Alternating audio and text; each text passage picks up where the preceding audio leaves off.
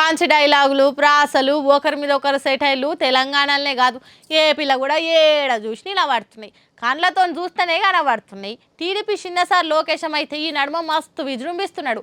గట్లనే మంత్రి గుడివాడ అమర్నాథ్కు ఓ గిఫ్ట్ను కూడా ప్యాక్ చేసి పంపించిండు. ఇంతకు ఆ గిఫ్ట్ ఏందో తెలుసా? కోడిగుడ్డు.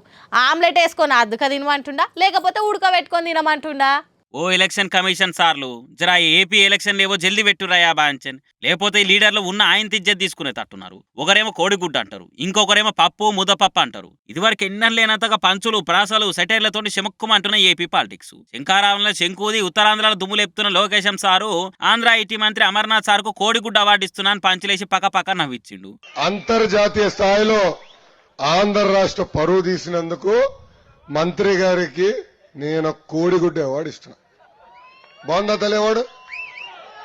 కరెక్టే కదా? ఇక్కడ ఉందా కోడిగుడ్డు? అమ్మగారికి పర్ఫెక్ట్ కదా ఇది?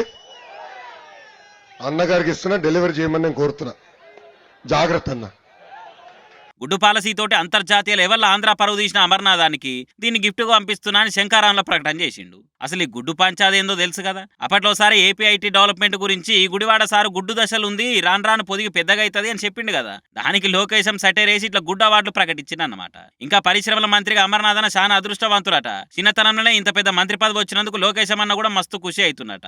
మంత్రి గారు ఇలాకా అంటే ఎట్లుండాలి? కంచు కోటలు ఎక్కువ ఉండాలి. కానీ ఎట్లున్నాయని శంకారావంలోకి మంత్రి సాబును మస్తు వేసుకున్నాడు. ఇక ఈ గుడ్డు ముచ్చట ఒక్కటే వైరలై కచ్చాబిచ్చా కంగాలి చేయగల అనుకుని గుడివాడ సార్ కూడా పప్పుకుండా తీసుకొని వచ్చిండు. బాబు లోకేష్, పెద్దోళ్ళ మ్యాటర్లు నీకేం పనమా, పక్కకు పోయి ఆడుకో అని అనబట్టే స్థాయికి మించి మాట్లాడొద్దు అని హెచ్చరించిండు. ఇంకా లోకేశం అని అంటే అమర్నాథ్ అన్నకు మస్తు ఇష్టమట. అందుకే లోకన్నకి ఇష్టమైన పప్పును తీసుకొచ్చిండట. ఇందులో కాస్త ఉప్పు కారం కూడా కలిపా.